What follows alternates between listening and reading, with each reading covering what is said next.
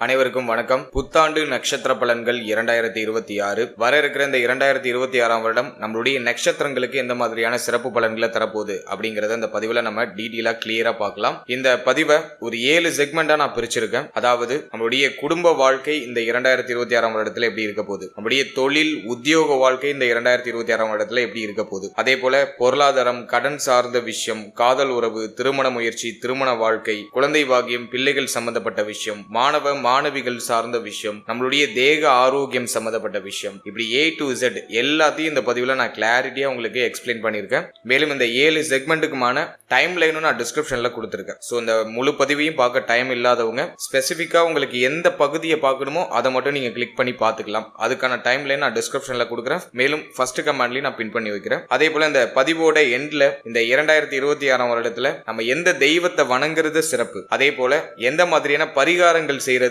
இந்த வருடத்துல நமக்கு மேலும் அதிக நற்பலன்களை கூட்டி நமக்கு கொடுக்கும் அப்படிங்கிற ஒரு கிளாரிட்டியும் இந்த பதிவோட கடைசியில நான் கொடுத்திருக்கேன். சோ அதுவும் கண்டிப்பா உங்களுக்கு யூஸ்ஃபுல்லா இருக்கும். ஓவராலா இந்த பதிவை முழுமையா பாருங்க. இந்த 2026 நம்மளுடைய ராசி மற்றும் நம்மளுடைய நட்சத்திரங்களுக்கு எந்த மாதிரியான வேவ்லென்த்ல போக போகுது அப்படிங்கிற ஒரு கம்ப்ளீட்டான ஒரு கைடு, கம்ப்ளீட்டான ஒரு கிளாரிட்டி உங்களுக்கு கிடைக்கும். மேலும் பதிவை ஸ்டார்ட் பண்றதுக்கு முன்னாடி நம்ம சேனலை நீங்க இன்னும் சப்ஸ்கிரைப் பண்ணாம இருக்கீங்கன்னா மறக்காம சப்ஸ்கிரைப் பண்ணிக்கோங்க. அப்படியே பக்கத்துல இருக்க பெல் சிம்பிளை கிளிக் பண்ணி வச்சுக்கோங்க. அப்பதான் நாங்க போடுற இது போல யூஸ்ஃபுல்லான வீடியோக்கள் உங்களுக்கு உடனுக்குடனே நோட்டிபிகேஷனாக கிடைக்கும்.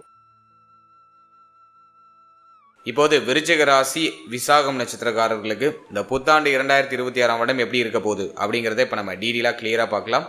வீடியோ ஸ்டார்ட் பண்றதுக்கு முன்னாடி இந்த வருடத்துல பிளானட்டரி பொசிஷன்லாம் எப்படி இருக்கு, கிரகங்கள்லாம் எந்தெந்த இடங்கள்ல சஞ்சாரம் செஞ்சுக்கிட்டு இருக்கு, நமக்கு சாதகமா இருக்கா அப்படிங்கறத ஃபர்ஸ்ட் டீட்டெயிலா நம்ம அனலைஸ் பண்ணலாம். இந்த புத்தாண்டு 2026ஆம் வருடத்தை பொறுத்த வரைக்கும் நம்மளுடைய ராசி மற்றும் நம்முடைய நட்சத்திரத்துக்கு 4ஆம் இடத்துல ராகு பகவானுடைய சஞ்சாரம் இருக்கும். 4ஆம் இடம் அப்படிங்கிறது அர்த்தாஷ்டம ஸ்தானம். அந்த அர்த்தாஷ்டம ஸ்தானத்துல ராகுடைய சஞ்சாரம் அந்த அளவுக்கு நமக்கு சிறப்பான பலன்களை கொடுக்கறது இல்ல. ஆனா இந்த வருடத்துல முதல் 6 மாதம் குரு பகவானுடைய பார்வையில அந்த ராகு பகவான் இருப்பாரு. அதனால முதல் 6 மாதம் இந்த ராகு நமக்கு பெருமளவுல பாதிப்பான பலன்களை கொடுக்க மாட்டார். அது நமக்கு இருக்கிற ஒரு பெரிய பிளஸான ஒரு விஷயம். அடுத்து நம்முடைய ராசிக்கு 5ஆம் இடத்துல சனி, பூர்வ புண்ணிய ஸ்தானத்துல சனி பகவான் இருக்கிறது அந்த அளவுக்கு சிறப்பு கிடையாது. 5ஆம் இடத்துல சனி பகவான் இருக்கிறது பார்த்தோம்னா பெருமளவுக்கு ஃபேவரான பலன்களை கொடுக்கறது இல்ல. அது பிள்ளைகள், குழந்தை பாக்கியம், பூர்வீக சொத்து, குலதெய்வம் சார்ந்த விஷயம், இதுல எல்லாம் நிறைய தடை தாமத அமைப்புகளை கொடுக்கும். இப்போ சனி பகவான் பார்த்தோம்னா நமக்கு பாதி சுபர் பாதி அசுபர், அதாவது 3, 4க்கு அதிபதியாக வருவார். 4ஆம் அதிபதி 5ஆம் இடத்துல இருக்கிறது யோகமான அமைப்பு தான். இருப்பினும் சனி பகவான் ஒரு இயற்கை பாவர். அவர் 5ஆம் இடத்துல அமரும் போது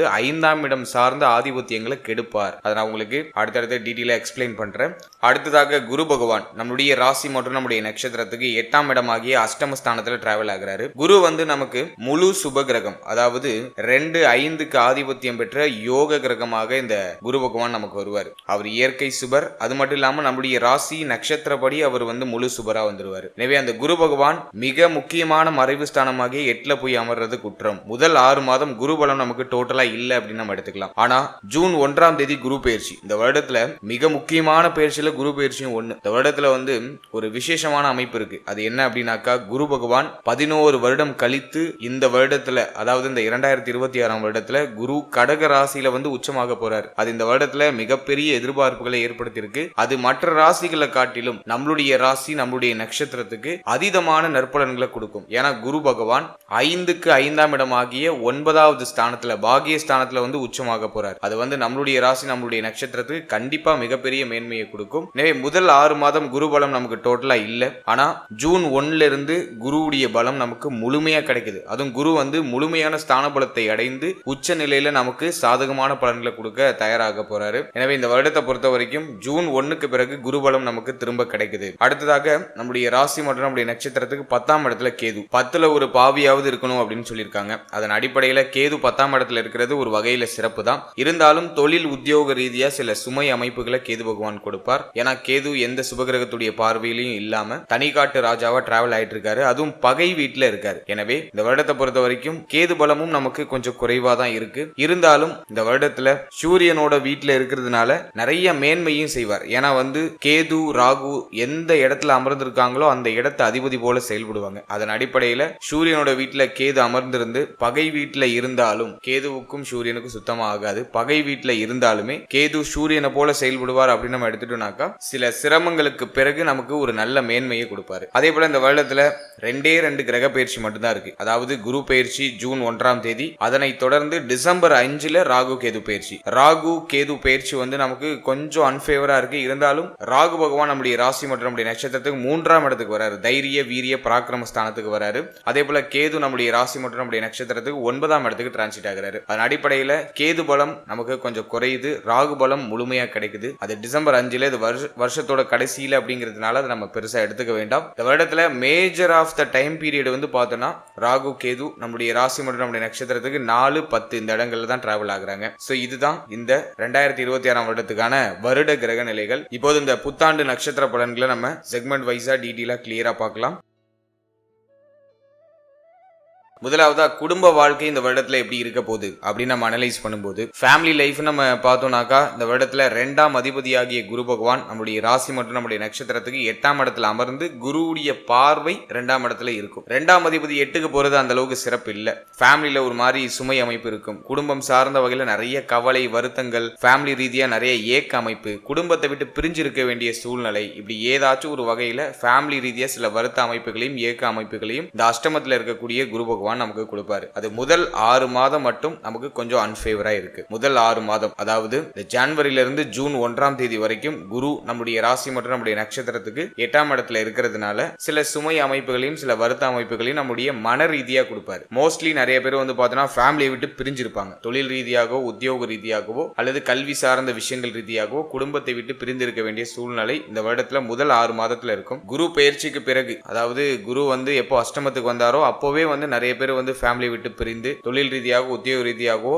அல்லது கல்வி சார்ந்த விஷயங்கள் ரீதியாகவோ பயணத்தை மேற்கொண்டிருப்பாங்க. இப்போ இந்த வருடத்தை பொறுத்த வரைக்கும் முதல் 6 மாதம் ஃபேமிலி ரீதியா கொஞ்சம் டஃபா இருக்கும். ஆனாலும் குரு பார்வை நமக்கு 2ஆம் இடத்துல இருக்கிறதுனால எல்லாத்தையும் சமாளிப்பீங்க. எல்லாத்தையும் சமாளிக்கக்கூடிய ஒரு கேப்பபிலிட்டி உங்களுக்கு டிஃபால்ட்டா கிரியேட் ஆயிடும். அதன் வகையில அது நமக்கு ஃபேவர் தான். ஆனா ஜூன் 1ஆம் தேதிக்கு பிறகு, குரு பயிற்சிக்கு பிறகு குடும்பம் சார்ந்த வகையில் இருந்த பிரச்சனைகள் எல்லாம் சரியாயிடும். குடும்பத்துல அற்புதமான மேன்மை நிகழ ஆரம்பிக்கும். குடும்பம் சார்ந்த வகையில வசதி வாய்ப்புகள், குடும்பத்துக்கு தேவையான விஷயங்களை நிறைவேற்றுறது, இப்படி A to Z எல்லாமே அட்டகாசமா இருக்க போகுது. சனியுடைய பார்வை நமக்கு 2ஆம் இடத்துல இருந்தாலுமே குரு பார்வை சனி பகவான் மேல இருக்கும். எனவே சனி பார்வை 2ஆம் இடத்தை பெருசா பங்கப்படுத்திடாது. அது மட்டும் இல்லாம குருவுடைய போஷன் அப்படிங்கிறது நமக்கு ரொம்ப ரொம்ப ஃபேவரா இருக்கு. 9ஆம் இடத்துல உச்சமாகிறாரு, 2ஆம் அதிபதி வலுக்கிற அமைப்பு. எனவே குடும்பம் சார்ந்த வகையில அற்புதமான மேன்மை இருக்கும். ஃபேமிலி ரீதியா இருந்த கஷ்டங்கள், கவலைகள், குழப்பங்கள் எல்லாமே சரியாகும். வீடு கட்டக்கூடிய யோகம் நிறைய பேருக்கு உண்டாகும். புதுசா வீடு கட்ட ஸ்டார்ட் பண்றது, கட்டின வீட்டை பூர்த்தி செஞ்சு கிரக பிரவேசம் பண்றது, அதே போல புதுசா வீடு வாங்கக்கூடிய யோகம், ஒரு சிலருக்கு வீடு மாற்றம், இடமாற்றம் ஏற்படக்கூடிய ஒரு அற்புதமான வாய்ப்பு. ஏதாச்சும் ஒரு வாடகை வீட்டுல இருக்கீங்க, அந்த இடத்துல உங்களுக்கு கொஞ்சம் அன்கம்ஃபர்டபுளா இருக்குன்னா உங்களுக்கு கம்ஃபர்டபுளான இடத்துக்கு இப்ப சேஞ்ச் ஆவீங்க. சோ அதுக்கு இந்த நேரம் வந்து ரொம்ப ஃபேவரா இருக்கு. சொந்தமாக வீடு கட்ட வேண்டும் அப்படிங்கிற எண்ணம் இந்த வருடத்துல நிறைய பேருக்கு வரும். அதே மாதிரி குடும்பத்துல நிறைய சுப நிகழ்வு, சுப மாற்றங்கள் இதெல்லாம் சிறப்பா நடக்கும். லாஸ்ட் இயர் நம்ம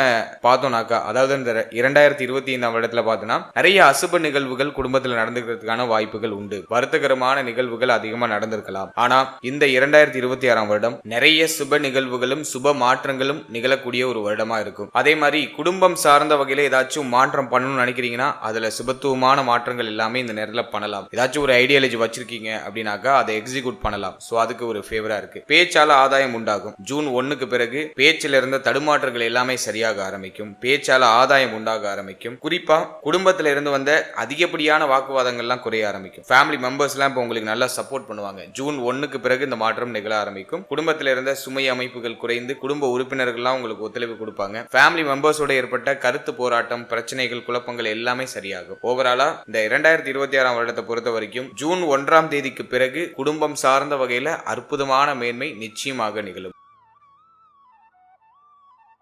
அடுத்தது உத்தியோகம் மற்றும் தொழில் சார்ந்த விஷயம் இந்த வருடத்துல எப்படி இருக்க போகுது அப்படி நம்ம அனலைஸ் பண்ணும்போது, முதல்ல உத்தியோகத்தை நம்ம எடுத்து அனலைஸ் பண்ணோம்னா 6ஆம் இடம் சுபத்துவமா தான் இருக்கு. 6ஆம் இடம் பெருசா பாதிக்கப்படல. ஏதாச்சும் பாவ கிரகத்துடைய ஆதிக்கத்துல இருக்கானாக்கா ராகுடைய பார்வை மட்டும் 6ஆம் இடத்துல இருக்கு. அது பெரிய அளவுல 6ஆம் இடத்தை பங்கப்படுத்தாது. இந்த வருடத்துல முதல் 6 மாதம் உத்தியோக ரீதியா சில சுமை அமைப்புகள் இருக்கும். பிடிக்காத வேலையை பிடிச்ச மாதிரி செய்ய வேண்டிய சூழ்நிலைகள் இருக்கலாம். வேற ஆப்ஷன் இல்லாம பல்ல கடிச்சுக்கிட்டு அந்த வேலையை நகர்த்த வேண்டிய சூழ்நிலைக்குள்ள நீங்க மாட்டிக்கிட்டு இருக்கலாம். ஆனா ஜூன் 1ஆம் தேதி தேதிக்கு பிறகு குரு பயிற்சிக்கு பிறகு நீங்க எடுத்த முயற்சிகள் எல்லாமே வெற்றி அடைய ஆரம்பிக்கும். ஜாபை சேஞ்ச் பண்ணணும்னு ஆசைப்படுறீங்கன்னா தாராளமா சேஞ்ச் பண்ணலாம். புதிய முயற்சிகள் வெற்றியை கொடுக்கும். உத்தியோகத்துல சம்பள உயர்வு, பதவி உயர்வு, உங்களுடைய உழைப்புக்கான அங்கீகாரம், உங்களுடைய பெயர் புகழ் இதெல்லாம் அதிகரிக்கக்கூடிய ஒரு அமைப்பு, இதெல்லாம் இந்த வருடத்துல ஜூன் 1க்கு பிறகு சிறப்பா கிடைக்க ஆரம்பிக்கும். உத்தியோகம் சார்ந்த வகையில இருக்கக்கூடிய தொய்வு நிலைகள், பிரச்சனைகள் எல்லாமே ஜூன் 1க்கு பிறகு நிவர்த்தி ஆயிடும். அதே மாதிரி ஜாப் சேஞ்சிங் மூவ்மெண்ட் எல்லாம் ஜூன் 1க்கு பிறகு நிகழ ஆரம்பிக்கும். புதுசா உத்தியோகம் தேடிக்கிட்டு இருக்கீங்கன்னா இந்த வருஷத்துடைய ஆரம்பத்துல கொஞ்சம் அன்கம்ஃபர்டபுளான ஒரு உத்தியோகம் கிடைக்கும். ஆனா ஜூன் 1க்கு பிறகு நீங்க எதிர்பார்த்த அந்த ஒரு போர்ஷனுக்கு போயிடுவீங்க. உங்க மைண்ட்ல ஒரு போர்ஷன் இருக்கும், இந்த இடத்துக்கு நம்ம போயிட்டா நமக்கு சிறப்பா இருக்கும் அப்படின்னு நீங்க ஒரு ஐடியாலஜி பண்ணுவீங்க. அந்த இடத்துக்கு ஜூன் 1க்கு பிறகு நீங்க மாறிடுவீங்க. ஸ்டார்டிங்ல கொஞ்சம் உங்களுக்கு பிடிக்காத ஒரு உத்தியோகம் கிடைக்கும். அதை கொஞ்சம் அப்படி நீங்க உடைய அனுபவத்தை பெருக்கிக் கொள்வதற்கு அதை நீங்க யூஸ் பண்ணிக்கிறது சிறப்பு. ஜூன் 1க்கு பிறகு நீங்க யோசிக்கக்கூடிய விஷயங்களை எக்ஸிக்யூட் பண்ணி அதுல நீங்க நல்ல சக்சஸ் ரேட்டை நீங்க அனுபவிக்க முடியும். உத்தியோகம் சார்ந்த வகையில ஜூன் 1க்கு பிறகு அற்புதமான மேன்மை உண்டாகும். அது வரைக்கும் கொஞ்சம் சிரம அமைப்புகள் இருக்கும். ஆனா அது உங்களுக்கு பெருசா பாதிப்பை கொடுத்துறாது. எல்லாத்தையும் சமாளிச்சு முன்னேறக்கூடிய ஆற்றல 5ஆம் இடத்துல இருக்கக்கூடிய சனி பகவான் நமக்கு கொடுப்பாரு. அதே மாதிரி இந்த ஜூன் 1ஆம் தேதி வரைக்கும் அவசர மாற்றம், அவசர முடிவு, குறிப்பா உத்தியோகம் சார்ந்த வகையில அவசர மாற்றம், அவசர முடிவு, இருக்கிற வேலையை விட்டுட்டு புதுசா வேலைக்கு நான் போலான் இருக்கேன் அப்படிங்கிற மாதிரியான ஐடியாலஜி இதெல்லாம் கொஞ்சம் குறைச்சிக்கிறது சிறப்பு. ஜூன் 1க்கு பிறகு உத்தியோக ரீதியா என்ன மாற்றம் பண்ணாலும் அது உங்களுக்கு ஃபேவரா அமையும். அதுக்கு முன்னாடி அவசரம் இல்லாம கொஞ்சம் பொறுமையா நகர்த்துறது சிறப்பு. ஏன்னா இப்ப நிறைய பேருக்கு பார்த்தோன்னா மன ரீதியா நிறைய விரக்தி தன்மை இருக்கும். பார்த்த வேலையே திரும்ப திரும்ப பார்த்து ஒரு மாதிரி சலிப்பு தட்டின மாதிரி இருக்கும். நீங்க இப்போ இருக்கிற இடம் உங்களுக்கு கொஞ்சம் கம்ஃபர்டபுள் இல்லாத ஒரு மனநிலையை கிரியேட் பண்ணிருக்கும். அதனால நிறைய பேர் இந்த ஜனவரில இருந்து இந்த வேலையை நம்ம விட்டுட்டு வேற ஏதாச்சும் ஒரு வேலைக்கு ட்ரை பண்ணலாம் அப்படிங்கிற ஒரு ஐடியாலஜிக்கு வந்திருப்பாங்க. அது அவசரமா நீங்க அந்த மாற்றங்களை பண்றது சிறப்பு கிடையாது. ஜூன் 1க்கு பிறகு நீங்க என்ன மாற்றம் பண்ணாலும் அது உங்களுக்கு பெஸ்டான ஒரு குவாலிட்டியில கிடைக்கும். அதுக்கு முன்னாடி வரைக்கும் நீங்க கொஞ்சம் கவனமா இருக்கணும். குரு பயிற்சிக்கு பிறகு நீங்க என்ன மாற்றம் வேணா பண்ணுங்க, அது உத்தியோக ரீதியா நல்ல மேன்மையை கொடுக்கும். அடுத்தது தொழில் சார்ந்த விஷயங்களை நம்ம அனலைஸ் பண்ணி பார்க்கும்போது 10ஆம் இடத்துல கேது. 2025லயே நிறைய பேருக்கு தொழில் ரீதியா நிறைய ஏற்றத்தாழ்வுகள் உருவாயிருக்கும். அந்த அளவுக்கு பெட்டரா போனுச்சுன்னு சொல்ல முடியல. தொழில் ரீதியா நிறைய கஷ்ட அமைப்பு, இன்வெஸ்ட் பண்ணி ஒரு விஷயத்துல லாக் ஆயிட்டேன் சார் அப்படிங்கிறவங்களா அந்த 2025ல நிறைய பேர் இருந்திருப்பாங்க. நிறைய பிசினஸ் நினைச்ச மாதிரி போல, பட் அது நமக்கு பெருசா பாதிப்பையும் கொடுக்கல. ஏதோ போனுச்சு சார் அப்படிங்கிற மாதிரியான ஒரு சிச்சுவேஷன்ல நகர்ந்துச்சு. இந்த வருடத்தை பொறுத்த வரைக்கும் தொழில் ரீதியா இன்வெஸ்ட் பண்றதுக்கு ஃபேவரா இல்ல. புதுசா நீங்க ஏதாச்சும் பிளான் பண்றீங்க, புதுசா ஒரு தொழில் பண்ணலாம் நீங்க ஒரு ஐடியாலஜி பண்றீங்க, அதுல புதுசா ஒரு இன்வெஸ்ட்மெண்ட் பண்ணலாம் நீங்க ஒரு ஐடியா பண்றீங்க அப்படின்னா அதுக்கு இது ஃபேவரா இல்ல. அதிகமான இன்வெஸ்ட்மெண்ட் எதுலயுமே பண்ணிடக்கூடாது, கொஞ்சம் கேர்ஃபுல்லா இருக்கணும். குறிப்பா ஜூன் 1ஆம் தேதி வரைக்கும் குரு பயிற்சி வரைக்கும் அவசரம் இல்லாம இருக்கிறது சிறப்பு. அதே மாதிரி ஆல்ரெடி பார்த்துட்டு இருக்க தொழில சேஞ்ச் பண்றேன்னு சேஞ்ச் பண்ண வேண்டாம், ஆல்ரெடி இருக்கிறத நகர்த்துங்க. ஜூன் 1க்கு பிறகு அனைத்து சூழ்நிலையிலும் சரி செய்யப்படும். தொழில இருந்த தொய்வு நிலை எல்லாமே சரியாயிடும். தொழில் ரீதியா இருக்கக்கூடிய சிரம அமைப்புகள் எல்லாமே சரியாயிடும். நல்ல ப்ராஃபிட் கிடைக்கும். ஆல்ரெடி நீங்க ஒரு பிசினஸ் பண்ணிட்டு இருக்கீங்க அப்படின்னாக்கா ஜூன் 1க்கு பிறகு நல்ல ஏற்றம் உண்டாகும். இருந்தாலும் 10ல இருக்கிற கேது ஒரு விரக்தி தன்மையை கொடுத்துட்டே இருப்பாரு. பாக்குற தொழில ஒரு திருப்தி இருக்காது, ஏதோ சம்திங் இஸ் மிஸ்ஸிங் அப்படிங்கிற மாதிரி மனநிலை போயிட்டு இருக்கும். சோ இந்த வருடத்தை பொறுத்த வரைக்கும் தொழில் ரீதியா அவசர மாற்றம், தொழில் ரீதியா இன்வெஸ்ட்மெண்ட் அதெல்லாம் ஜூன் 1ஆம் தேதி வரைக்கும் இல்லாம இருக்கிறது சிறப்பு. ஜூன் 1க்கு பிறகு ஆல்ரெடி இருக்கிற பிசினஸ் நல்லா பிக்கப் ஆக ஆரம்பிக்கும். புதுசா இன்வெஸ்ட்மெண்ட் பண்றதுக்கு இந்த வருடம் அந்த அளவுக்கு ஃபேவரா இல்ல. அதே போல இந்த கோல்டு பிசினஸ் பண்றவங்களுக்கு இந்த வருடம் வந்து ஒரு நல்ல ஏற்றத்தை கொடுத்துரும். தங்கம் சார்ந்த தொழில் செய்யறவங்க, அதே மாதிரி இந்த மஞ்சள் வியாபாரம் செய்யக்கூடியவர்கள், மஞ்சள் உற்பத்தி செய்யக்கூடியவங்க, மேலும் வக்கீல் தொழில், நீதிபதி, அரசாங்க நீதிபதி, வக்கீல், வாக்காளர் அதாவது பேச்சு மூலமாக ஆதாயத்தை ஈட்டக்கூடியவர்கள், புரோக்கர் தொழில் செய்யறவங்க, புரோகிதர்கள், அர்ச்சகர்கள், கோவில் குருக்கள், அதே மாதிரி மருத்துவர், டாக்டர்ஸ், அவங்களுக்கு வங்கி தொழில் அதாவது வந்து வட்டி பிசினஸ் ஏதாச்சும் பண்றீங்க, வட்டி தொழில் பண்றீங்க, அல்லது அடகு கடை நடத்துறீங்க, அல்லது ஏதாச்சும் ஒரு பேங்க்ல ஒர்க் பண்றீங்க, வங்கி சார்ந்த தொழில் ஏதாச்சும் பண்ணிட்டு இருக்கீங்க அப்படின்னா அவங்களுக்குலாம் ஒரு நல்ல மேன்மையை இந்த வருடம் கண்டிப்பா கொடுக்கும். கொடுத்தல் வாங்கல் மூலமாக அற்புதமான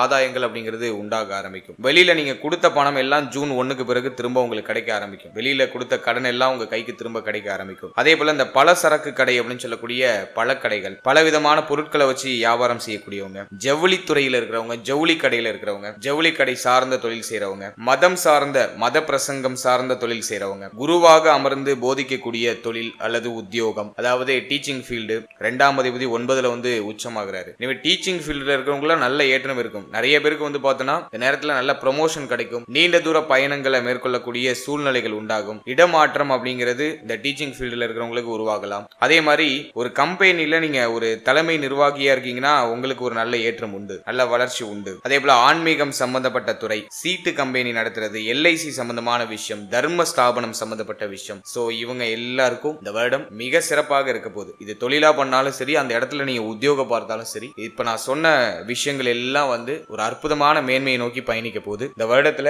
நம்மளுடைய ராசி, நம்மளுடைய நட்சத்திரத்தை சேர்ந்தவங்க இந்த ஃபீல்டுல இருக்கீங்கன்னா உங்களுக்கு இந்த வருடம் ஜூன் 1க்கு பிறகு நல்ல ஏற்றத்தை கொடுத்துரும். ஜூன் 1 வரைக்கும் கொஞ்சம் டல்லா இருக்கும். ஜூன் 1க்கு பிறகு அற்புதமான ஏற்றத்தை கொடுத்துரும். அதே மாதிரி நீங்க பாரம்பரியமா ஒரு தொழில் பண்ணிட்டு இருக்கீங்க, தலைமுறையா ஒரு தொழில் பண்ணிட்டு இருக்கீங்கன்னா அந்த தொழிலும் இந்த நேரத்துல விருத்தி அடைய ஆரம்பிக்கும். ஒரு அற்புதமான மேன்மையை நோக்கி பயணிக்கும். எனவே தொழில் உத்தியோகம் இந்த வருடத்துல சிறப்பு தான். இதுவும் பெருசா மைனஸா இல்ல. 10ல இருக்கிற கேது கொஞ்சம் கஷ்டத்தை கொடுப்பாரு, தடையை கொடுப்பாரு, சுமையை கொடுப்பாரு. அதுவும் ஜூன் 1 வரைக்கும் அந்த சுமை அமைப்பு, தடை அமைப்பு இருக்கும். நினைக்கிறத நினைக்கிற மாதிரி செயல்படுத்த முடியாது. ஏதாச்சும் ஒரு விஷயம் வந்து உங்களை தடைப்படுத்திட்டே இருக்கும். அதுதான் கேது. ஆனா ஜூன் 1க்கு பிறகு குரு உச்சம் ஆயிட்டாருன்னா தடை எல்லாம் தகர்த்தெறியக்கூடிய ஆற்றல் உங்களுக்கு வந்துடும். நினைச்சதை நினைச்ச மாதிரி கொண்டு போக முடியும். 5 கூடியவர் 9ல இருக்கிறதுனால பாரம்பரியமாக செய்யக்கூடிய தொழில நல்ல விருத்தி அடையும். தர்ம ஸ்தாபனங்களை வச்சு நடத்துறவங்களுக்கு அற்புதமான மேன்மை உண்டாகும். சோ இதெல்லாம் நம்ம சிறப்பா எடுத்துக்கலாம். எனவே தொழில் உத்தியோகம் தடை தாமதத்தோட சிறப்பான முன்னேற்றத்தையும் சிறப்பான வளர்ச்சியும் நோக்கி பயணிக்கும். முதல் 6 மாதம் அன்ஃபேவரா இருக்கும். ஜூன் 1க்கு பிறகு அற்புதமான ஏற்றம் அப்படிங்கிறது நிச்சயமா நிகழ ஆரம்பிக்கும். அடுத்ததாக பொருளாதாரம் மற்றும் கடன் சார்ந்த விஷயம் இந்த வருடத்துல எப்படி இருக்க போகுது அப்படின்னு நம்ம அனலைஸ் பண்ணும்போது, பொருளாதாரத்தை பொறுத்த வரைக்கும் முதல் 6 மாதம் கொஞ்சம் சிரமமா இருக்கும். கைக்கு வரது அப்படியே கரைஞ்சிட்டே இருக்க மாதிரி ஃபீல் ஆகும். இருந்தாலும் தனவரவு கணிசமாக இருக்கும். தேவைகள் எல்லாம் நிறைவேறும். முதல் 6 மாதத்துல பொருளாதார ரீதியா கடுமையான பிரச்சனையோ போராட்டமோ எதையும் நீங்க சந்திக்க மாட்டீங்க. இந்த வருடத்துடைய ஆரம்பத்திலிருந்தே பொருளாதாரம் கணிசமா இருக்கும். பொருளாதார ரீதியா நல்ல மேன்மை அப்படிங்கிறது குரு பயிற்சிக்கு பிறகு நிகழ ஆரம்பிக்கும். குரு பயிற்சிக்கு பிறகு பொருளாதார ரீதியா நல்ல ஏற்றம் உண்டாகும். சம்பள உயர்வு, பதவி உயர்வு, பதவி மாற்றம் இதெல்லாம் வந்து குரு பயிற்சிக்கு பிறகு உங்களுக்கு கிடைக்கும். சனியுடைய பார்வை 7ஆம் இடத்துல இருக்கிறதுனாலையும், சனியுடைய பார்வை அப்படிங்கிறது லாபஸ்தானத்தில் இருக்கிறதுனாலையும் உழைக்கிற உழைப்புக்கான அங்கீகாரம் கிடைக்காது. அது முதல் 6 மாதத்துல இந்த ட்ரபிள் இருக்கும். நிறைய எஃபோர்ட் போடுவீங்க, உங்களுடைய தகுதி எங்கேயோ இருக்கும், ஆனா உங்களுக்கு கிடைக்கிற சம்பளம் ரொம்ப குறைவா இருக்கும். உழைக்கிற உழைப்புக்கான ஊதியம் கிடைக்காது. ஆனா குரு பயிற்சிக்கு பிறகு இதெல்லாம் அப்படியே தலைகீழா மாறும். நல்ல சம்பளம் கிடைக்கும், நல்ல தனவரவு இருக்கும். ஏன்னா 2 கூடியவர் 9ல பேச்சால ஆதாயம் உண்டாகும். உங்களுக்கு தேவையானதை பேசியே சாதித்துக் கொள்வீங்க. இப்ப போய் உங்க முதலாளி கிட்ட தைரியமா கேட்பீங்க, கொஞ்சம் சம்பளத்தை உயர்த்தி கொடுங்க, நான் இவ்வளோ ஹார்ட் ஒர்க் பண்றேன், எனக்கு நீங்க சம்பளம் கம்மியா கொடுக்குறீங்க அப்படிங்கறத உங்களுக்கு தேவையானதை நீங்களே கேட்டு உங்க முதலாளி கிட்ட வாங்கிக்குவீங்க. சோ அதுக்கெல்லாம் இது சிறப்பா இருக்கு. எனவே பொருளாதார ரீதியா முதல் 6 மாதம் கொஞ்சம் முன்ன பின்ன இருக்கும், கொஞ்சம் ஆஸ்லேஷனா இருக்கும். சொல்றபடிக்கு பெருசா இல்ல. இருந்தாலும் பொருளாதார ரீதியா பெரிய அளவிலான கஷ்டங்கள் எதுவும் வந்துடாது. ஆனா ஜூன் 1க்கு பிறகு பொருளாதார ரீதியா நல்ல மேன்மை உண்டாகும். வெளியில நீங்க யாருக்காச்சும் கடன் உதவி பண்ணிருக்கீங்க, பணம் ஏதாச்சும் கொடுத்துருக்கீங்க அப்படின்னா கொடுத்த பணம்லாம் திரும்ப உங்க கைக்கு வந்துடும். வெளியில கொடுத்த பணம் திரும்ப வந்துடும். வட்டி தொழில் பண்றீங்கன்னா கடனா கொடுத்த பணம் எல்லாம் இப்போ டபுளா திரும்ப வந்துடும். சோ அதெல்லாம் பெஸ்டா இருக்கு. எனவே பொருளாதார ரீதியா இந்த வருடம் ஏற்றத்தை தான் கொடுக்குது. அடுத்து கடன் சார்ந்த விஷயங்களை பொறுத்த வரைக்கும் இந்த வருடத்துல எப்படி போக போகுதுன்னா, 6ஆம் இடம் பெருசா பாதிக்கப்படல. எனவே கடன் சார்ந்த விஷயங்கள்லாம் பெரிய அளவுல பாதகமா இல்ல. கடன் சுமையெல்லாம் பெரிய அளவுக்கு இல்ல. ஒரு சிலருக்கு தொழில் ரீதியா கடன் வாங்கி இன்வெஸ்ட் பண்ணலாம் அப்படின்னு சொல்லிட்டு ஒரு ஐடியாலஜி வரும். கேது அதை கொடுப்பாரு. அதை மட்டும் கொஞ்சம் அவாய்ட் பண்ணிடுறது நல்லது. ஏன்னா பிசினஸ்ல போய் இப்ப இன்வெஸ்ட் பண்ணீங்கன்னா பொருளாதார ரீதியா அதுல HP லாக் ஆகிறதுக்கு வாய்ப்பு இருக்கு. அது மட்டும் கொஞ்சம் மைனஸா இருக்கு. ராகு கேது பயிற்சிக்கு பிறகு தொழில் ரீதியா ஏதாச்சும் மாற்றங்களை பண்ணிக்கலாம். அது வரைக்கும் கொஞ்சம் நிதானமா இருக்கிறது சிறப்பு. குறிப்பா முதல் 6 மாதத்துல அதிகமான இன்வெஸ்ட்மெண்ட் எதுவும் பண்ணிடாதீங்க. குரு பயிற்சிக்கு பிறகு கூட ஏதாச்சும் இன்வெஸ்ட்மெண்ட் பத்தி யோசிக்கலாம். சப்ஜெக்ட் உங்களுடைய ஜனனகால ஜாதகத்துல நல்ல யோக தசை நடந்துச்சுன்னா பிரச்சனை இல்லை. அவயோக தசை நடந்துச்சுன்னா கொஞ்சம் கேர்ஃபுல்லா டிராவல் பண்ண வேண்டியது அவசியம். அடுத்தது நம்ம பாக்குறது கடன் சார்ந்த விஷயங்களை பொறுத்த வரைக்கும் இந்த வருடத்துல பெருசா எதுலயும் ட்ரபிள் இல்ல. கடன் அனைத்தையும் சரி செய்றீங்க. கடன் ஏதாச்சும் வாங்கியிருந்தாலும் அதை இப்போ கட்டி முடிச்சிடலாம். ஜூன் 1க்கு பிறகு கடன் பிரச்சனையிலிருந்து நிவர்த்தி கிடைச்சிடும். கடன் பிரச்சனையிலிருந்து வெளில வருவீங்க. சொல்ல போனா பெரிய அளவுல கடன் சுமை எதுவும் மேக்ஸிமம் நிறைய பேருக்கு இருக்காது. அப்படியே இருந்தாலும் அதுல இருந்து மெல்ல வரதுக்கான வாய்ப்புகள் எல்லாம் சிறப்பான முறையில் கிடைச்சிடும். சோ அதை நம்ம பெஸ்டாவே எடுத்துக்கலாம். வெளியில கொடுத்த பணமும் இந்த வருடத்துல திரும்ப உங்க கைக்கு கிடைச்சிடும். கொடுத்தல் வாங்கல் எல்லாமே சிறப்பு, எதுவும் மைனஸா இல்ல. ஜூன் 1க்கு பிறகு கொடுத்தல் வாங்கல் சார்ந்த விஷயங்கள்ல ஒரு தன்னிறைவு அடையக்கூடிய ஆற்றல் அப்படிங்கிறது இந்த வருடத்துல நிச்சயமா கிரியேட் ஆயிடும். எனவே பொருளாதாரம் கடன் சார்ந்த விஷயம் எதுவும் மைனஸா இல்ல. நமக்கு ஏற்றத்தை தரக்கூடிய ஒரு வருடமா தான் இருக்கு. அடுத்தது காதல் உறவு, திருமண முயற்சி, திருமண வாழ்க்கை. ஸோ இதெல்லாம் நம்ம அனலைஸ் பண்ணி பார்க்கும்போது முதல்ல காதல் உறவு எடுத்து நம்ம அனலைஸ் பண்ணோம்னாக்கா 5ல சனி பகவான். நிறைய பேருக்கு லாஸ்ட் இயர்ல காதல் வாழ்க்கை சார்ந்த வகையில நிறைய பிரச்சனை, குழப்பம், ஒரு சிலருக்கு பிரேக்கப் கூட ஆயிருக்கலாம். அந்த மாதிரி சனி பகவான் 5ல இருந்து நிறைய சோதனைகளை கொடுத்திருந்தாரு காதல் உறவு சார்ந்த வகையில. இந்த வருடத்தை பொறுத்த வரைக்கும் முதல் 6 மாதம் காதல் உறவு சார்ந்த வகையில எதுவும் பெஸ்டா இல்ல, ஃபேவரா இல்ல. நீங்க ரிலேஷன்ஷிப்ல இருக்கீங்கன்னா கொஞ்சம் பார்ட்னரா அனுசரிச்சு விட்டு கொடுத்து போக வேண்டியது அவசியம். அவசர முடிவுகள், அவசர மாற்றங்கள் காதல் உறவு சார்ந்த வகையில எதுவும் எடுக்கக்கூடாது. காதல் உறவு சார்ந்த வகையில சில குழப்ப அமைப்புகளும் பிரச்சனை அமைப்புகளும் இந்த வருடத்துல முதல் 6 மாதத்துல வெளிப்படுறது வாய்ப்பு இருக்கு. அதனால கொஞ்சம் பொறுமை, நிதானம் அப்படிங்கிறது நிச்சயமா இருக்கணும். அதே போல இந்த வருடத்தை பொறுத்த வரைக்கும் ஜூன் 1க்கு பிறகு குரு பயிற்சிக்கு பிறகு குருவுடைய பார்வை 5ஆம் இடத்துல இருக்கும். எனவே ஜூன் 1க்கு பிறகு காதல் உறவு சார்ந்த வகையில இருந்த வருத்தம், கவலை, குழப்பம் எல்லாம் தெளிவடைஞ்சிடும். பிரச்சனைகள் எல்லாம் நிவர்த்தி ஆயிடும். ஒரு தெளிவான ஒரு மைண்ட் செட் கிடைக்கும். ஒரு மைண்ட் ஒரு கிளாரிட்டி ஆகும். பிரேக்கப் ஆனவங்களா இதுல இருந்து இப்ப மீண்டு வந்துருவாங்க. மைண்ட் ரீஸ்டார்ட் ஆகும். எனவே முதல் 6 மாதம் கவனம் தேவை. ஜூன் 1க்கு பிறகு காதல் உறவு சார்ந்த வகையில் இருக்கக்கூடிய வருத்தங்கள் எல்லாமே சரியாயிடும். காதல் உறவை திருமண உறவா கன்வெர்ட் பண்ணலாமா அப்படின்னு நம்ம பார்க்கும்போது அதுல சில குழப்ப அமைப்புகள் இருக்கும். ஏன்னா சனியுடைய பார்வை 7ஆம் இடத்துல இருக்கும். எனவே காதல் உறவை திருமண உறவா கன்வெர்ட் பண்றதுல சில பிரச்சனை அமைப்புகள், குழப்ப அமைப்புகள் இருக்கும். அப்படியே நீங்க ஏதாச்சும் முயற்சி பண்றீங்கன்னா ஜூன் 1க்கு பிறகு இந்த வருடத்துல 2026ஆம் வருடத்துல ஜூன் 1க்கு பிறகு ட்ரை பண்ணீங்கன்னா குரு பலம் நமக்கு திரும்பிடும். எனவே அதுல கொஞ்சம் பாசிபிலிட்டி இருக்கு. இருந்தாலும் சனியுடைய பார்வை 7ஆம் இடத்தை கெடுக்கிறதுனால காதல் உறவு திருமண உறவா கன்வெர்ட் ஆகிறதுல சில சிரம அமைப்புகள் அப்படிங்கிறது வெளிப்படுறதுக்கான வாய்ப்புகள் அதிகபட்சமா இருக்கு. எனவே காதல் உறவு சார்ந்த வகையில இந்த வருடத்துல சற்று கவனம் தேவை. அப்படி ஏதாச்சும் குழப்ப அமைப்புகள் போனுச்சுன்னா சற்று பொறுமையா இருங்க. ஜூன் 1க்கு பிறகு எல்லாமே சரியாயிடும். நீங்க ஜஸ்ட் இந்த நேரத்துல நிதானமா பொறுமையா இருக்க வேண்டியது அவசியம். ஏன்னா குரு 8ல இருக்கிறதுனால பேசக்கூடாத வார்த்தைகளை அவசரப்பட்டு பேசிட்டு பிறகு வருத்தம் அடைகிறதுக்கு வாய்ப்பு இருக்கு. பேச்சாலதான் இப்ப பிரச்சனை வரும். எனவே இந்த நேரத்துல நம்ம பேச்சை கொஞ்சம் லிமிட் பண்ணிட்டோம்னாக்கா எல்லாமே அந்த பிரச்சனைகள் எல்லாம் நமக்கு சார்ட் அவுட் ஆயிடும். எனவே வார்த்தைகள்ல நிதானம் அப்படிங்கிறது இருக்கணும்.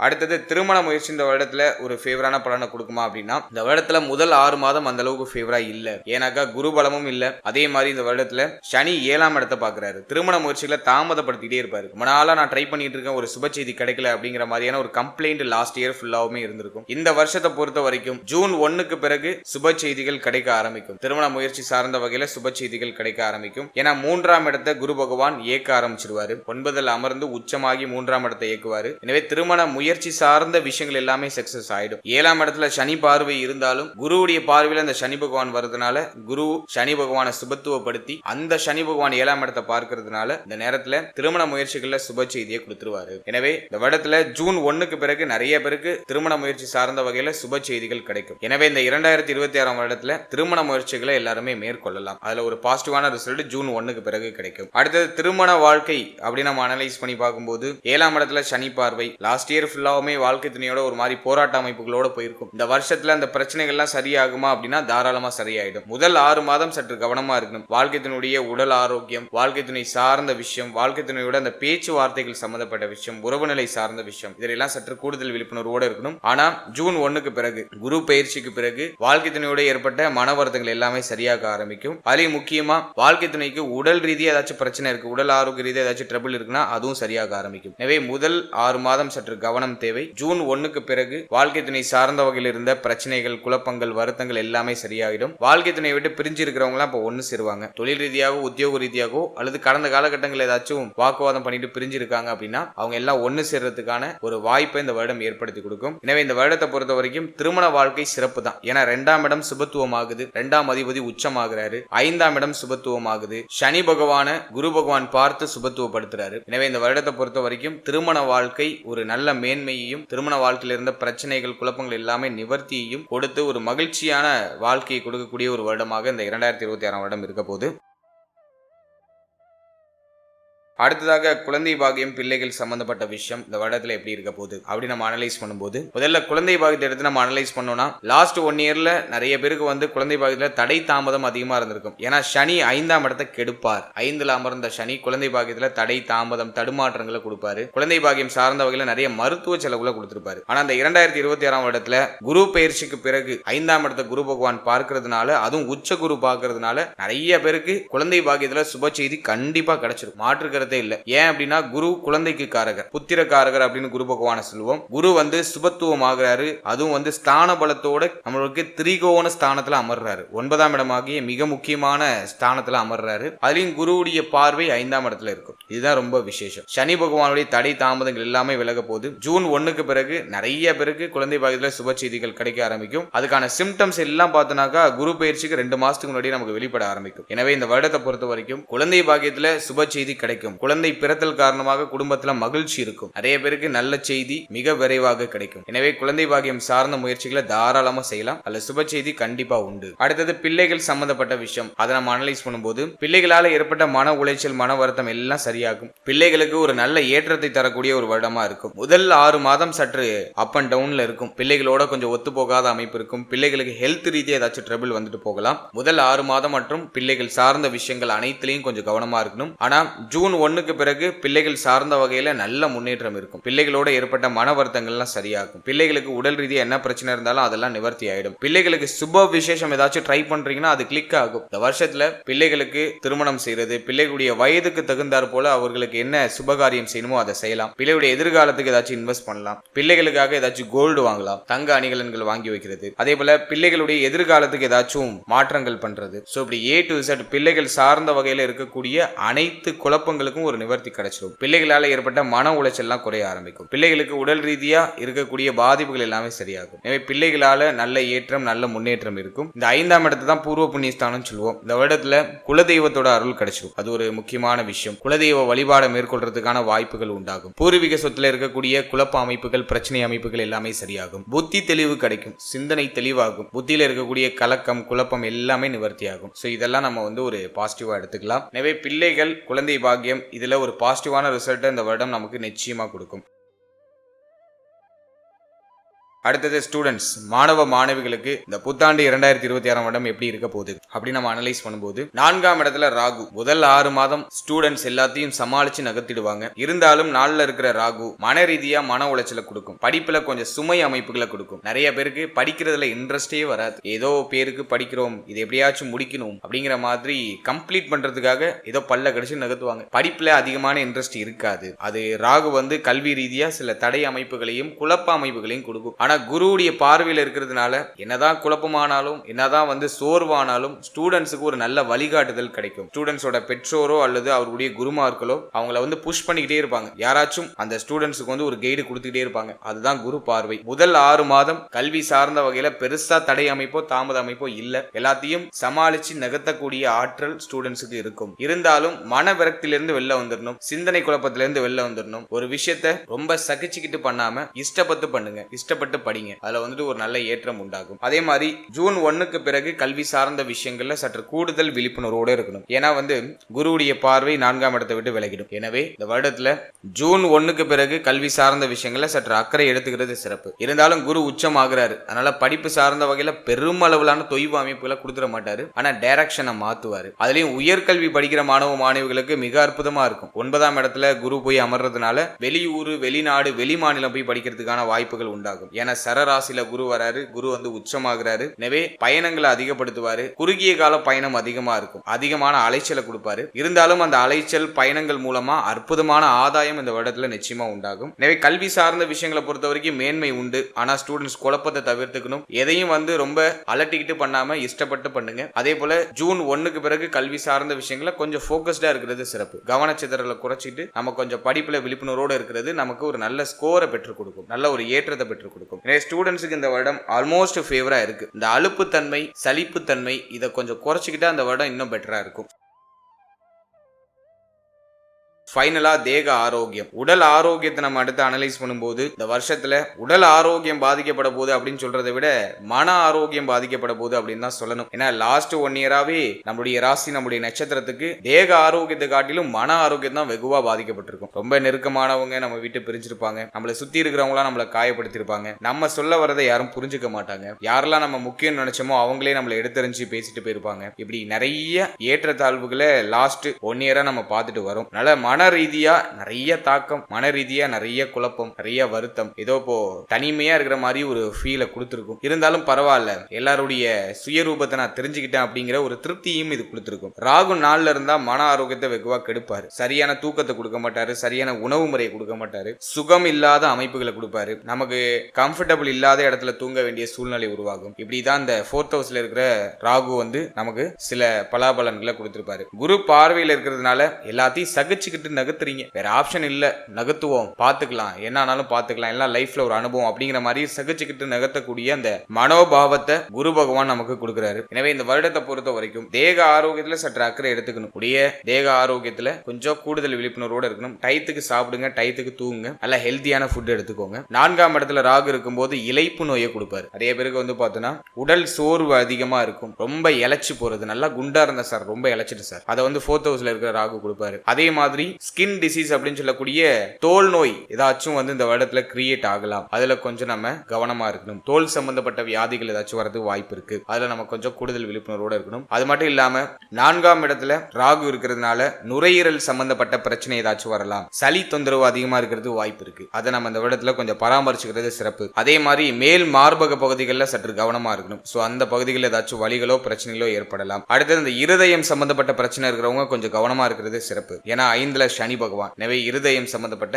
பிரச்சனை உடையவர்கள் அந்த பகுதிகளில் சற்று கவனமா இருக்கணும். அடுத்ததாக நம்முடைய நேத்திரம், கண் சம்பந்தப்பட்ட விஷயங்கள்ல சற்று கவனம் தேவை. அதே போல வந்து பெண்கள் வந்து கருப்பை சம்பந்தப்பட்ட விஷயங்கள்ல கொஞ்சம் கவனமா இருக்கணும். கருப்பை சார்ந்த பிரச்சனைகள் ஏதாச்சும் வந்துட்டு போகலாம். ஆசன வாயில், அதே மாதிரி கழிவு நீக்க உறுப்புகள், மலக்குடல், இதுல ஏதாச்சும் பிரச்சனை வரலாம். இந்த பகுதிகளில் சற்று கவனமா இருக்கணும். அடுத்தது கேது பகவான் 10ஆம் இடத்துல இருக்கிறதுனால முழங்கால் வலி ஒரு சிலருக்கு வரது வாய்ப்பு இருக்கு. அதுலயும் வந்து சீனியர் சிட்டிசனா இருக்கீங்கன்னா இந்த முழங்கால் வலி கொஞ்சம் அதிகமா இருக்கிறதுக்கு வாய்ப்பு இருக்கு. மூட்டு வலி அந்த பிரச்சனையும் வரதுக்கு வாய்ப்பு இருக்கு. சோ அதுல நம்ம கொஞ்சம் கவனம் செலுத்திக்கிறது நல்லது. டிசம்பர் வரைக்குமே இந்த பிரச்சனை இருக்கும், டிசம்பர் 5 வரைக்கும் இந்த பிரச்சனை இருக்கிறதுக்கு வாய்ப்பு இருக்கு. எனவே இந்த வருடத்துல இப்ப நான் சொல்லியிருக்க பகுதிகளில் சற்று கூடுதல் கவனம் வச்சுக்கிறது சிறப்பு. மற்றபடி இந்த வருடம் வந்து தேக ஆரோக்கியத்தை வெகுவா பாதிக்குங்கிறத தாண்டி மன ஆரோக்கியத்துல நீங்க கொஞ்சம் கூடுதல் விழிப்புணர்வோட இருக்கணும். ஏன்னா லாஸ்ட் இயரே நிறைய பேருக்கு நிறைய அனுபவ பாடத்தை கொடுத்துட்டு மன ரீதியா நிறைய தாக்கம், யாரை நம்பினமோ அவங்களே நம்மள ஒரு மாதிரி வருத்தம் அடைய வச்சிருப்பாங்க. இப்படி நிறைய தாக்கத்தை லாஸ்ட் இயரே நிறைய பேருக்கு கொடுத்துட்டு இந்த வருடத்தை பொறுத்த வரைக்கும் எல்லாம் சரியாக ஆரம்பிக்கும், எல்லாத்துக்கும் ஒரு சொல்யூஷன் கிடைக்கும், நீங்க உங்களுடைய பாதையை சூஸ் பண்ணி பயணிக்க ஆரம்பிப்பீங்க. சோ அதெல்லாம் பெஸ்டா இருக்கு. இருந்தாலும் 4ஆம் இடத்துல ராகு டிசம்பர் 5 வரைக்கும் இருக்காரு. எனவே மன ரீதியான தாக்கம் தொடர்ச்சியா இருக்கும். ஏதோ உங்களை உடைய ஒரு மாதிரி உறுத்திட்டே இருக்கிற மாதிரி ஒரு ஃபீலை கொடுக்கும். அதை நீங்க கொஞ்சம் பராமரிச்சுக்கிறது சிறப்பு. நல்லா மெடிடேஷன் பண்ணுங்க. மன ரீதியா எந்த பெயினையும் ஏத்திக்காதீங்க, ரொம்ப அக்செப்ட் பண்ணாதீங்க. எதையும் மனசுக்குள்ள அந்த பெயினை வந்து அலோவே பண்ணாதீங்க. ஜஸ்ட் ரிலாக்ஸா உங்க மைண்டை நீங்க கொஞ்சம் ஃப்ரீயா வச்சுட்டு ஜாலியா மூவ் ஆன் ஆகுங்க. அதே மாதிரி இந்த வருடத்தை பொறுத்த வரைக்கும் நிறைய மெடிடேஷன் பண்ணுங்க, அது வந்து உங்களுக்கு ஒரு பெஸ்ட் ரெமடியா இருக்கும். மேலும் இந்த வருடத்துல தாய் சம்பந்தப்பட்ட விஷயங்கள கவனம் எடுத்துக்கிறது சிறப்பு. தாயாருடைய தேக ஆரோக்கியம், மன ஆரோக்கியம், தாயாருடைய உறவு நிலையில கொஞ்சம் அக்கறை கவனம் அப்படிங்கிறது இருக்கணும். தாயாருக்கு கடுமையான மன உளைச்சல், மன வருத்தம் உங்களை சார்ந்து இருக்கலாம். எனவே தாயாரோட கொஞ்சம் அனுசரிச்சு போய்க்கணும், தாய் வழி உறவுகளோட அனுசரிச்சு போய்க்கணும். அடுத்தது இந்த வருடத்துல பிள்ளைகள் சம்பந்தப்பட்ட விஷயங்கள்ல முதல் 6 மாதத்துல சற்று கவனமா இருக்கணும், பிள்ளைகளோட அனுசரிச்சு போய்க்கணும். அதன் பிறகு நண்பர்கள், நட்பு வட்டாரம் சார்ந்த விஷயங்கள கொஞ்சம் கவனமா இருக்கணும். நண்பர்கள், நட்பு வட்டாரத்தோட கொஞ்சம் ஒத்து போகாத அமைப்பு, கொஞ்சம் கேப் ஆகக்கூடிய அமைப்புலாம் உருவாகலாம். அதே மாதிரி இந்த வருடத்துல மூத்த சகோதர சகோதரிகளோட கொஞ்சம் அனுசரிச்சு போய்க்கணும். மூத்த சகோதர சகோதரிகள் சார்ந்த வகையில ஏதாச்சும் வருத்தங்கள், குழப்பங்கள் ஏற்பட்டு நீங்களாம். சோ அதுல கொஞ்சம் கவனம் வச்சுக்கிறது சிறப்பு. மேலும்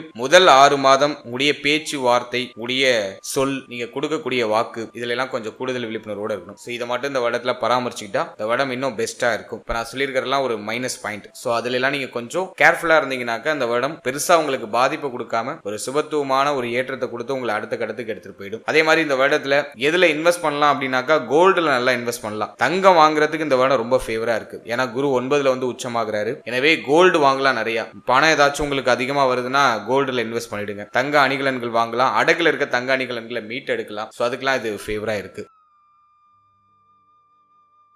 அடுத்தது இந்த வருடத்துல நம்ம எந்த தெய்வத்தை வணங்குறது சிறப்பு, எந்த தெய்வத்தை வணங்கினா நமக்கு நல்ல மேன்மை கிடைக்கும் அப்படி நம்ம அனலைஸ் பண்ணி பார்க்கும்போது இந்த வருடத்துல குரு பெயர்ச்சியின் போது, அதாவது ஜூன் 1ஆம் தேதி குரு பெயர்ச்சியின் போது குருவுடைய ஸ்தலமாகிய ஆலங்குடி குருஸ்தலம் போயிட்டு ஒரு வாட்டி குருவுடைய தரிசனத்தை பெற்று வருது சிறப்பு. சோ குருவுடைய ஸ்தலத்துக்கு ஒரு வாட்டி போயிட்டு வந்துருங்க இந்த வருடத்துல. அது உங்களுக்கு வந்து ஒரு நல்ல ஏற்றத்தை கொடுக்கும். அதே போல இந்த ஆச்சார அனுஷ்டானம் உள்ள எந்த தெய்வமா இருந்தாலும் இந்த வருடத்துல நீங்க வணங்கலாம். குலதெய்வத்தை அதிகமா வழிபடுறது சிறப்பு. குலதெய்வ வழிபாட இந்த வருடத்துல அதிகமா மேற்கொள்ள மேற்கொள்ள வேண்டும். குலதெய்வத்துடைய அருளை இந்த வருடத்துல அதிகமா பெற்றுக்கொள்வது சிறப்பு. முக்கியமா குலதெய்வத்தை இறுக்கமா பிடிச்சுக்கோங்க. அடுத்தது இந்த வருடத்துல விநாயகர் வழிபாடும் உங்களுக்கு ஒரு சிறப்பான ஏற்றத்தை கொடுக்கும். தொழில் ரீதியா சிரமம் இருக்கு, தொழில பிரச்சனை இருக்கு, உத்தியோகத்துல பிரச்சனை இருக்கு அப்படின்னா விநாயகர் வழிபாடு தொடர்ச்சியா பண்ணுங்க. உங்க வீட்டுக்கு பக்கத்துல இருக்க விநாயகருடைய ஆலயத்துக்கு போயிட்டு விநாயகரை தொடர்ச்சியா வழிபட்டு வரும்போது தொழில் உத்தியோக ரீதியா இருக்கக்கூடிய சிரம அமைப்புகள் எல்லாமே சரியாக ஆரம்பிக்கும். அடுத்து தேக ஆரோக்கியம் அதிகமா பாதிக்கப்படுது அப்படின்னாக்கா சூரிய நமஸ்காரம் காலையில எந்திரிச்சு பண்ணுங்க. அதே மாதிரி துர்க்கை வழிபாடு சிறப்பான ஒரு ஏற்றத்தை கொடுக்கும். ஏன்னா 4th ஹவுஸ்ல ராகு இருக்கிறதுனால துர்க்கை வழிபாடு இந்த வருடத்துல உங்களுடைய தேக ஆரோக்கியத்தை உங்களுக்கு மீட்டு கொடுக்கும்.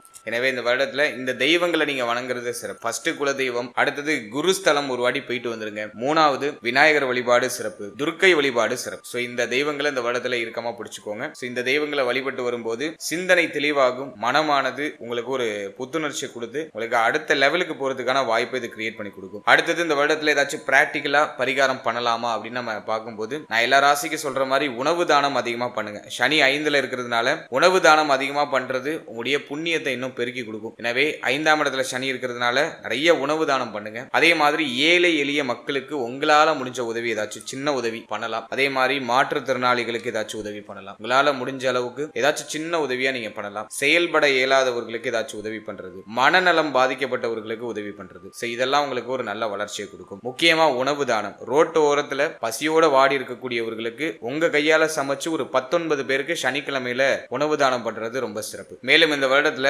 தர்ம ஸ்தாபனங்களுக்கு போய் உங்களுடைய உதவி, அது பணமா இருக்கலாம், பொருளா இருக்கலாம், சம்திங் ஏதோ உங்களால முடிஞ்ச உதவி தர்ம ஸ்தாபனங்களுக்கு போயிட்டு உங்களால முடிஞ்ச உதவி செய்யறது சிறப்பு. உடைய குலதெய்வ கோயில்ல அன்னதானம் போடலாம். அதுக்கு இந்த வருடம் வந்து ரொம்ப ஃபேவரா இருக்கு. அதை பண்ணும்போது இன்னும் ஏற்றமும் இன்னும் வளர்ச்சியும் உங்களுக்கு கொடுக்கும். இந்த சிம்பிளான பரிகாரங்களை நீங்க செய்யும் பொழுது இந்த வருடம் மேலும் செழுமை அடையும், சிறப்படையும். நான் முக்கியமா சொல்றது உணவு தானம் தான். தானத்திலேயே சிறந்த தானம் உணவு தானம் தான். பசியோட இருக்கிற வயிற்றை நம்ம ஆற்றும் போது, அவங்களுடைய சுமையை நம்ம குறைக்கும் போது, அவங்களுடைய பிரச்சனையை நம்ம தீர்க்கும் போது நம்மளுடைய பிரச்சனை தானாவே சால்வ் ஆகும். இது வந்து ஒரு பிரபஞ்ச விதி. அடிப்படையில எல்லா ஜீவராசிகளுக்கும் அடிப்படையா இருக்கிறது பசி மட்டும்தான். இந்த பசியை போக்குறதுக்கு தான் நம்ம அப்படியே ஓடிக்கிட்டே இருக்கோம். 3 வேளை உணவுக்காக தான் போராடிக்கிட்டு இருக்கோம். இப்பெல்லாம் ஒரு சிலர் வந்து சாப்பிட்றது தான் ஓடுறோம் அப்படிங்கறத கூட மறந்து சாப்பாடெல்லாம் அவாய்ட் பண்ணிட்டு வேலை பார்த்துட்டு இருக்காங்க, தொழில் பண்ணிட்டு இருக்காங்க. அதெல்லாம் ரொம்ப தப்பு. டயத்துக்கு சாப்பிடுங்க, டயத்துக்கு தூங்குங்க, அதுதான் ரொம்ப முக்கியம். பணமும் நம்மளுடைய வாழ்க்கையை வழி நடக்கிறதுக்கு ரொம்ப முக்கியம் தான். ஆனா அந்த பணத்தை சம்பாதிக்கிறது கூட இந்த 3 வேளை உணவுக்காக தான். நிம்மதியா ஒரு 3 வேளை சாப்பிடணும் அப்படிங்கிறதுக்காக தான் இந்த பணத்தையே நம்ம சம்பாதிக்கிறோம். எனவே தொடர்ச்சியா உழைங்க, பணம் நிறைய சம்பாதிங்க, நான் வேணான்னு சொல்லல.